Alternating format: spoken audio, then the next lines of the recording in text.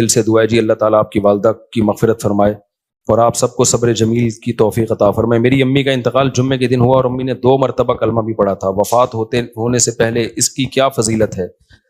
من کان آخر کلامہ لا الہ الا اللہ دخل الجنہ، نبی صلی اللہ علیہ وسلم نے فرمایا جس کا آخری کلام لا الہ الا اللہ تھا وہ جنت میں داخل ہوگا۔ لیکن بہرحال علماء نے اس حدیث کی تشریح میں لکھا ہے کہ اس سے وہ مراد ہے جو کبیرہ گناہوں سے بچتا ہو، تو اس طرح کی حدیثوں کا یہ مطلب ہوتا ہے۔ لیکن بہرحال حدیث کے ظاہری الفاظ یہی ہیں، اللہ کی رحمت سے امید لگائی جا سکتی ہے کہ شاید اللہ تعالیٰ، کیونکہ یہ بھی توفیق بھی ملنا بڑی بات ہے۔ موت کے وقت جو ہے نا اچھی حالت میں موت ہونا یہ اللہ کی بہت بڑی نعمت ہے، اس سے پناہ مانگا کرو کہ فلم دیکھتے ہوئے یا کوئی الٹا کام کرتے ہوئے موت آ جائے، اس سے پناہ مانگا کرو اللہ تعالیٰ کی۔ الٹے کام پہ آپ لوگ بہت ہنس رہے ہو، تو جو ہے پناہ مانگا کرو اللہ تعالیٰ کی۔ تو کوئی اچھے کام پہ نماز پڑھتے ہوئے، روزہ رکھتے ہوئے، اماں کے پاؤں دباتے ہوئے موت آئے نا ابا اماں کے، تو یہ اچھی موت ہے۔ مفتی صاحب یہ ہو گیا میرے بھائی وفات، اچھا میں اپنی والدہ سے بہت اٹیچ تھا، میری امی کینسر کی مریضہ تھی، میں ان کی تمام دیکھ بھال کرتا تھا، کوئی نہیں تھا، مجھے ان کے آخری لمحات یاد آ رہے ہیں۔ تو یہ والدین کا ٹاپک ایسا ہے نا کہ یہ میرے سامنے چھیڑا ہی نہیں کرو، سمجھ رہے ہو؟ تو دیکھو یہ اب موت تو ہو گئی، لیکن آپ کے لیے بھی اچھی موت ہے کہ آپ نے والدہ کی خدمت کی آخری عمر میں، تو جب والدہ کی خدمت کی تو مرنا تو تھا ہی نا، تو کتنی اچھی موت ہو گئی کہ آپ کو خدمت کی توفیق مل گئی۔ خدا نخواستہ کوئی جھگڑا ہو جاتا، کوئی اونچ نیچ ہو جاتی، وہ ناراض چلی جاتی ہیں، آپ ساری زندگی ایک غم رہتا۔ تو جو کام ہو جائے نا اس پہ پھر نہیں غم کرنا چاہیے، اس میں شریعت نے کہا ہے جو ہوا بہتر ہوا، تو بچانے کی پوری کوشش کرنی چاہیے۔ لیکن موت ہو گئی تو اب اس پہ صبر کرو، بولے یار چلو خدمت کا موقع تو مل گیا نا۔ اسلام میں غم منانا، سوچ کے غمگین ہونا، اس کی کوئی فضیلت نہیں ہے۔ اسلام میں یہ کہ خوش رہنا سیکھو، ہاں اللہ کی طرف سے کوئی غم آ رہا ہے تو ایک الگ بات ہے، تو اسلام آپ کو غمزدہ دیکھنا پسند نہیں کرتا، اسلام آپ کو خوش رہنا، اسلام کہتا ہے بس ایک غم ہونا چاہیے، وہ کیا ہے؟ آخرت کا، اس کی شریعت میں فضیلت ہے، باقی اپنی زندگی وہ غم لیس بناؤ۔ آج ایک بندہ آیا، جیسے بعض خواتین آتی ہیں نا شوہر بہت ٹینشن دے رہا ہوتا ہے، میں ان کو کہتا ہوں شوہر لیس ہو جاؤ فوراً، ٹینشن لینے کا نہیں۔ میں نے کہا شادی سکون کے لیے کی تھی نا، جب سکون ہی نہیں مل رہا تو میاں لیس، اس کو طلاق مانگو، اس سے کوئی بھی طریقہ اختیار کرو جان چھڑانے کا۔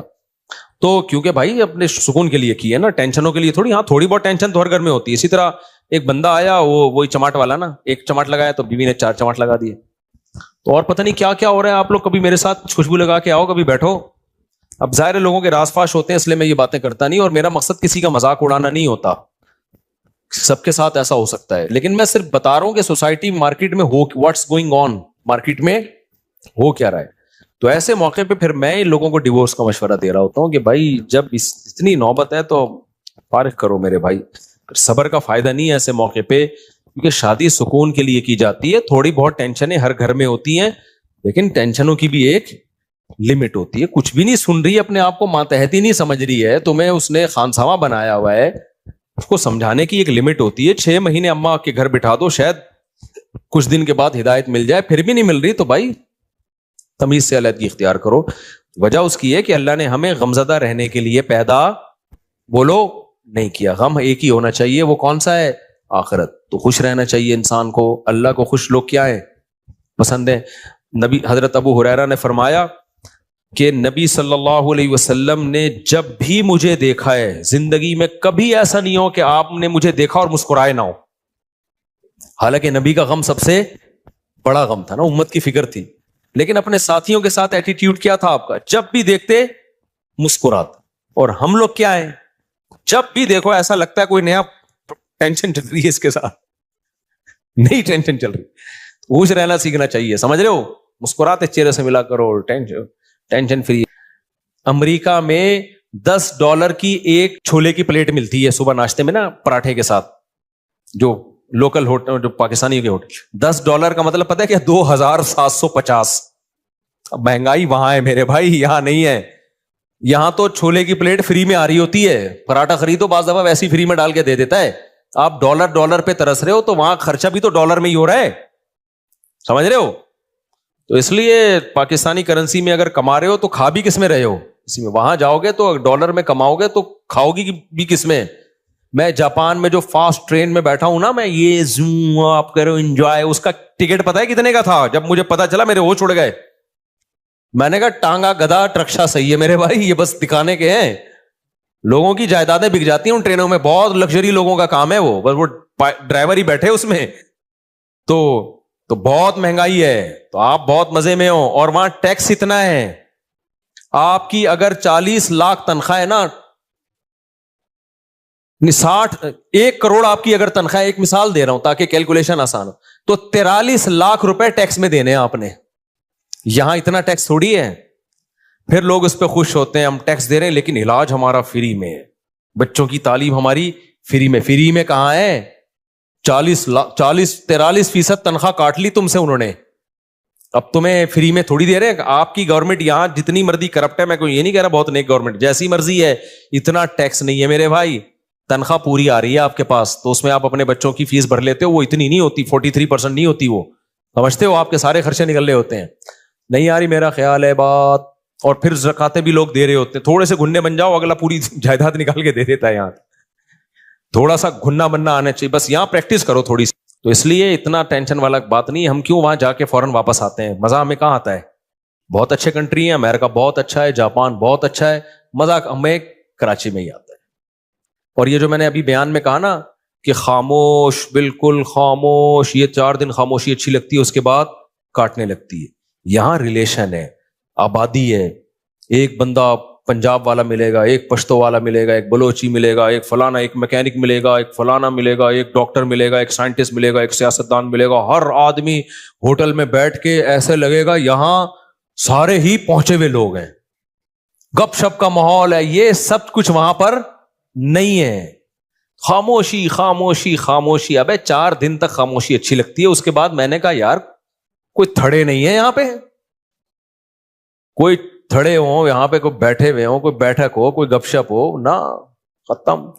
تو ایک رشتہ داروں میں ہوتی ہے وہ بھی رشتے بھی کیا ہو رہے ہیں, ختم ہوتے جا رہے ہیں, وہ بھی شارٹ ہوتے جا رہے ہیں. تو بس ہر آدمی انڈیویجولی لائف گزار رہا ہے, تو ایسے تھوڑی, تو ایسے تو زندگی کا سکون تھوڑی ملے گا.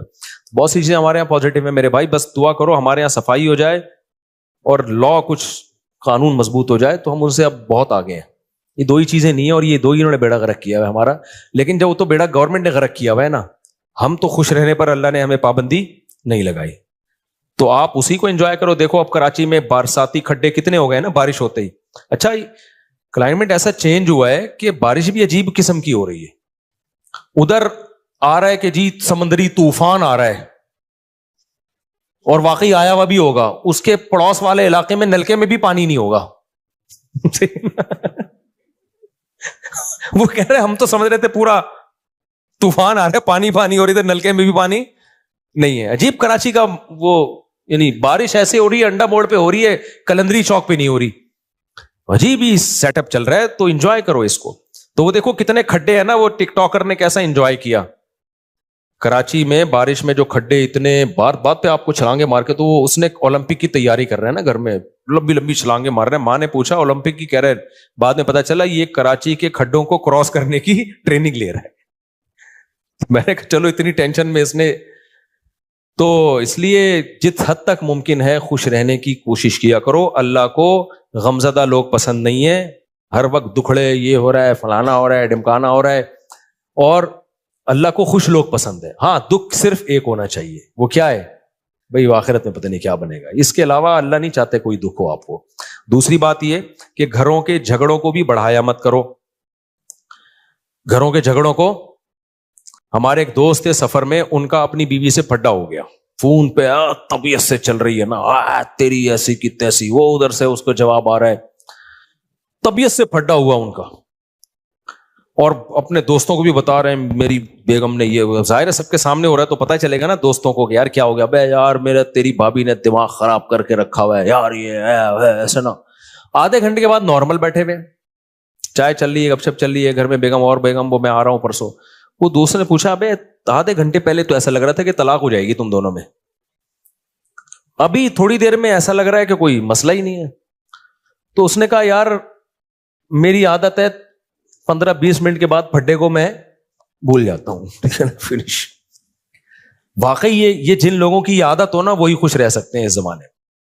اور جو ناک پہ مکھی بٹھا کے رکھتے ہیں نا اور دل میں لے کے بیٹھ گئے اس نے یہ کیوں بولا تھا، ابے بھائی جو بولا تھا بول دیا ختم کر، جب سنا دیا اس نے بھی سنا دی اس نے بھی سنا دی، ختم، قصہ ختم، چلو بھائی دوبارہ سے جیسے انجوائے کرو لائف. اور لوگ کہتے ہیں بھی تنبیہ تو ہوئی نہیں، نہ جب یہ پھڈا ہوتا ہے نا اگلے کو خود تھوڑی سی تنبیہ ہو جاتی ہے. آئندہ وہ بولنے سے پہلے اس کو بھی پتا ہے آپ کو بھی پتا ہے کہ میں یہ بولوں گا اس کی دکھتی رکھ پہ پاؤں رکھ دوں گا میں، وہ یہ بولے گی تو میرے کھوپڑی گھومے گی. تو دونوں تھوڑا تھوڑا ایک دوسرے کی کھوپڑی کا احترام آہستہ آہستہ شروع کر دیتے ہیں. خود ہی شادی شدہ آدمی کی زندگی ایک مینجمنٹ خود بخود آ جاتی ہے.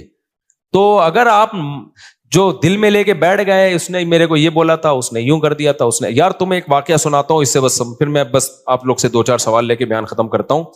اس سے بڑا کیا یعنی ایک طرح سے ظلم ہوگا کہ سیدہ عائشہ رضی اللہ تعالی عنہا پر جب تہمت لگی ہے نا، منافقین نے جھوٹی تہمت لگائی، اس میں حضرت مصطح رضی اللہ تعالیٰ عنہ جو صحابی رسول ہیں وہ بھی اس پروپیگنڈے کا شکار ہو گئے تھے.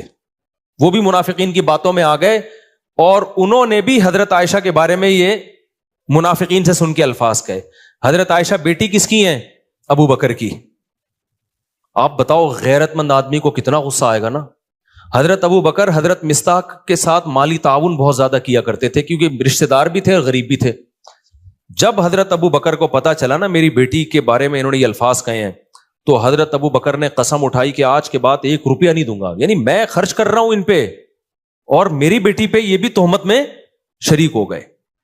بعد میں جب قرآن کی آیتیں نازل ہوئیں حضرت مصطح نے توبہ کی اور بہت گڑ گڑائے اللہ کے سامنے توبہ کی، لیکن ابو بکر رضی اللہ تعالیٰ عنہ قسم اٹھا چکے تھے ان پہ میں خرچ نہیں کروں گا، میں نہیں خرچ کروں گا ان کے اوپر. لہذا انہوں نے کہ بھائی ٹھیک ہے آپ نے توبہ کر لی لیکن یہ ہلکا جرم تو نہیں ہے نا. کتنی بڑی شخصیت بھائی، سیدہ عائشہ نبی کی زوجہ بھی ہیں اور ابو بکر کی بیٹی بھی ہیں. تو نبی نے بھی معاف کر دیا ان کو. کتنا بڑا ظرف یار بھائی، جب گڑ گڑا لیے توبہ کر لی ہے تو معاف کر دیا. کیونکہ نبی کے سامنے بڑا ویژن ہے نا. جو یعنی گھروں میں چھوٹے چھوٹے جھگڑوں کو لے کے لمبے چلتے ہیں نا، وہ دنیا میں کوئی بڑا کام نہیں کر سکتے، وہ بس انہی میں الجھ کے رہ جاتے ہیں. تو نبی صلی اللہ علیہ وسلم نے تو معاف کیا ہی، ابو بکر نے معاف نہیں کیا. انہوں نے کہا ٹھیک ہے میں کوئی انتقام نہیں لے رہا لیکن جیسے میں پہلے خرچ کرتا تھا نہیں کروں گا خرچ.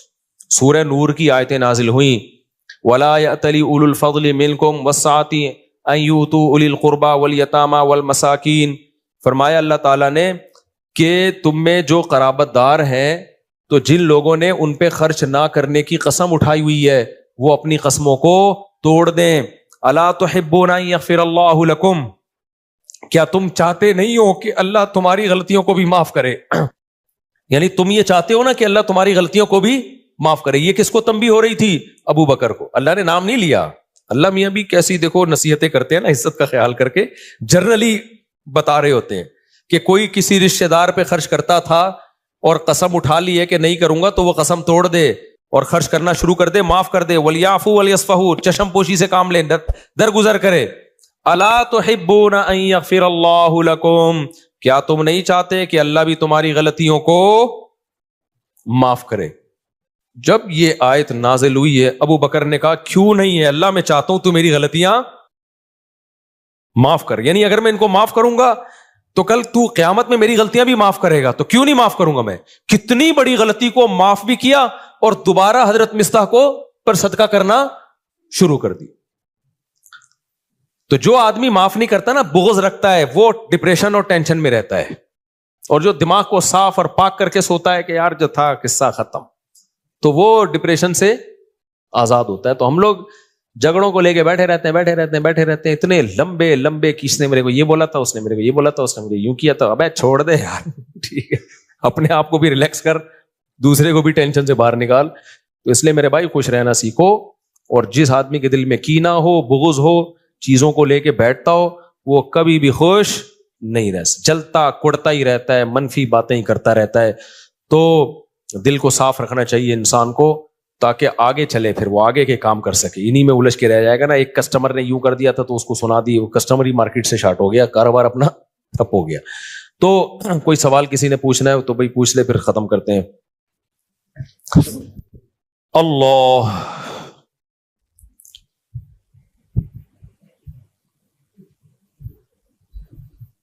یہ جو میں نے اپنا قصہ سنایا تھا نا اپنے والد صاحب کا، اس پہ لوگوں نے بڑے کلپ چلائے، امریکہ تک میں پھیل گیا. نہیں، میں نے کہا تھا میرے والد صاحب سے تھوڑی میں نے اونچی آواز میں بات کی.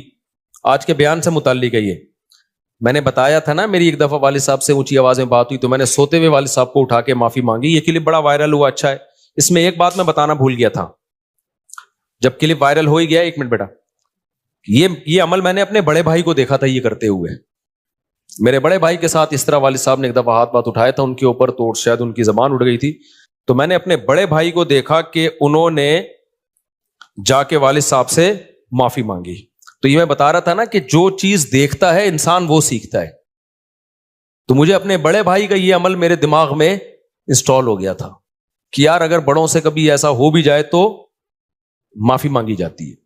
تو اس لیے میں کہتا ہوں کہ اپنے ماں باپ کی خدمت اپنے بچوں کے سامنے کر لو تاکہ تمہارے بچوں کو پتا چلے کہ انہوں نے بھی تمہیں بڑھاپے میں سنبھالنا ہے.